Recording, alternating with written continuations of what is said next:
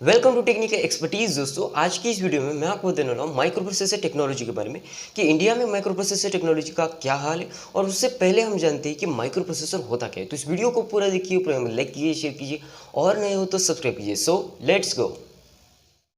तो पहले तो ये समझते हैं कि प्रोसेसर होता क्या है। प्रोसेसर का जो वर्क होता है वो इनपुट आउटपुट डिवाइस या मेमोरी से अलग होता है और स्पेशल होता है। और अगर आपको माइक्रो प्रोसेसर का डीपली अगर उसका वर्क जानना है तो माइक्रो प्रोसेसर की अपनी एक दुनिया है, उसका अलग एक सब्जेक्ट होता है इंजीनियरिंग में जो आप पढ़ सकते हैं। तो उसमें दिखाया गया है कि किस तरह माइक्रो प्रोसेसर काम करता है। बट अगर हम ज़्यादा टेक्निकल नहीं जाए तो माइक्रो प्रोसेसर का अगर हम वर्क देखें तो बहुत ही सिंपल होता है। माइक्रो प्रोसेसर पहले इंस्ट्रक्शन फेच करता है, बाद में उसको डिकोड करता है। ये बहुत टेक्निकल हो रहा है। तो आप समझिए कि आप भी प्रोसेसिंग करते हो। दो नंबर को अगर आप कैलकुलेशन, दो नंबर को अगर आप ऐड कर रहे हो तो आपके दिमाग में जो भी कैलकुलेशन हो रही है वही प्रोसेसिंग होती है। तो उसी तरह प्रोसेसर भी कैलकुलेशन ही करता है। यस, अरिथमेटिक कैलकुलेशन ही कर रहा होता है प्रोसेसर। कंप्यूटर का भी प्रोसेसर, चाहे आपका सॉफ्टवेयर कितना भी बड़ा क्यों ना हो, कितनी भी बड़ी एप्लीकेशन क्यों ना चले, एट द एंड वो एक मैथमेटिकल कैलकुलेशन हो रही होती है। प्रोसेसिंग का जो काम होता है वो प्रोसेसर करता है, एग्जीक्यूशन का जो काम होता है वो प्रोसेसर करता है। इनपुट आउटपुट डिवाइस जो इनपुट लेते हैं, आउटपुट देते हैं, बट एक्चुअल में जो डेटा पे प्रोसेसिंग हो रही है वो प्रोसेसर करता है। तो सबसे इंपॉर्टेंट चीज़ प्रोसेसर है, वो कंप्यूटर का ब्रेन होता है। और इसीलिए प्रोसेसर, एक पावरफुल प्रोसेसर होना बहुत इंपॉर्टेंट होता है। तो ये प्रोसेसर का वर्क होता है। मैं आपको बताने वाला हूँ कि प्रोसेसर टेक्नोलॉजी में अभी दुनिया कहाँ है और हमारा इंडिया भी कहाँ है। तो पहले तो मैं आपको ये बताता हूँ, जो अभी जो प्रोसेसर की जनरेशन है वो बहुत आगे है।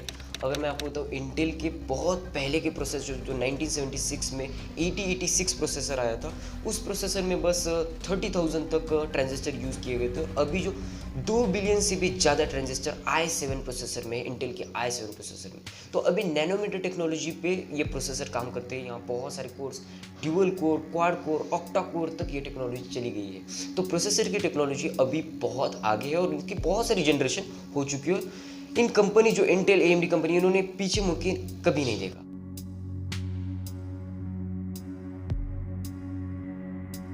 तो इंडियन माइक्रो प्रोसेसर की टेक्नोलॉजी अभी उतनी आगे नहीं है, क्योंकि इंडियन माइक्रो प्रोसेसर की टेक्नोलॉजी में बहुत पहले से नहीं है। अब इंटेल, एएमडी, ये जो कंपनीज है ये माइक्रो प्रोसेसर की रेस में बहुत पहले से ही है। हम कह सकते हैं कि माइक्रो प्रोसेसर की टेक्नोलॉजी में जो भी किया है ये इन्हीं कंपनी ने किया है। अगर इंटेल की बात अगर हम करें तो इंटेल बहुत पहले से इस चीज़ में है। तो फर्स्ट रीज़न ये हो जाता है कि ये इंडस्ट्री जो है, सेमीकंडक्टर इंडस्ट्री, ये बहुत सेटल्ड है।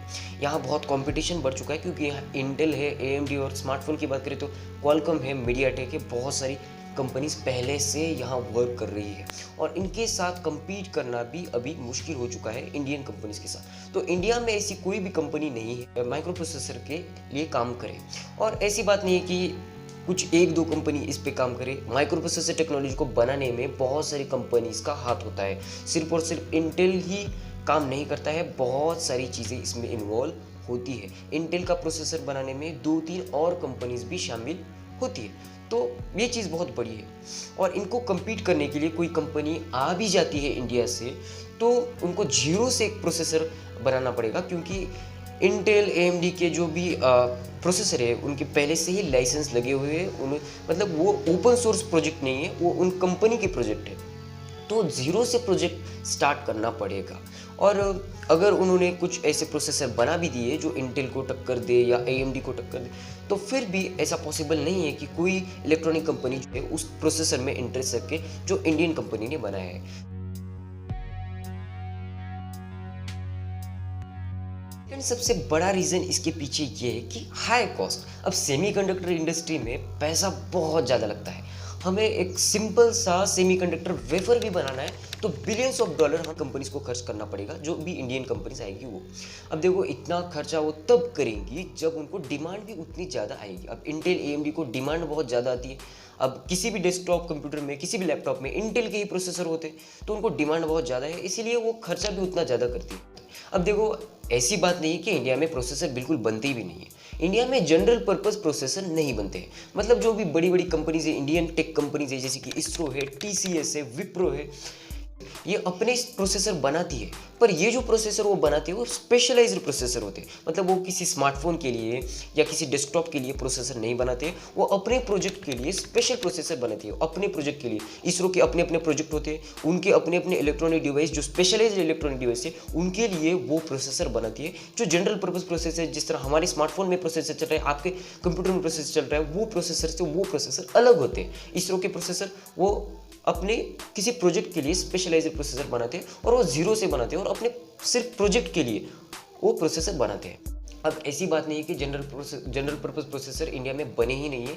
जनरल पर्पस प्रोसेसर बनाए गए थे आईआईटी मद्रास के एक प्रोजेक्ट के तहत, जो शक्ति प्रोसेसर नाम का एक प्रोसेसर इंडिया में बनाया था और उसकी जीरो से मैन्युफैक्चरिंग स्टार्ट हुई थी। उसकी डिज़ाइन, उसका आर्किटेक्चर सब कुछ इंडिया में बना था और उसकी मैन्युफैक्चरिंग भी इंडिया में हुई थी।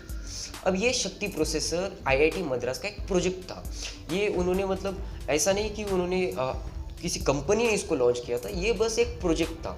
जिस तरह इंटेल एएमडी अपने प्रोसेसर बनाती है उस हिसाब से इस प्रोसेसर को नहीं बनाया था, ये बस एक प्रोजेक्ट के तहत बनाया था। जो RISC-V नाम की एक टीम थी जो आईआईटी मद्रास की थी, उन्होंने ये प्रोसेसर बनाया था। अजीत प्रोसेसर जो आईआईटी बॉम्बे ने बनाया था और शक्ति प्रोसेसर जो आईआईटी मद्रास ने बनाया था। और ये दोनों भी प्रोसेसर थे, बट ये एक प्रोजेक्ट था और ये प्रोजेक्ट ओपन सोर्स प्रोजेक्ट था। जिस तरह लिनक्स का प्रोजेक्ट बनाया गया था, उसी तरह ये भी प्रोजेक्ट बनाया गया था, माइक्रो प्रोसेसर का प्रोजेक्ट।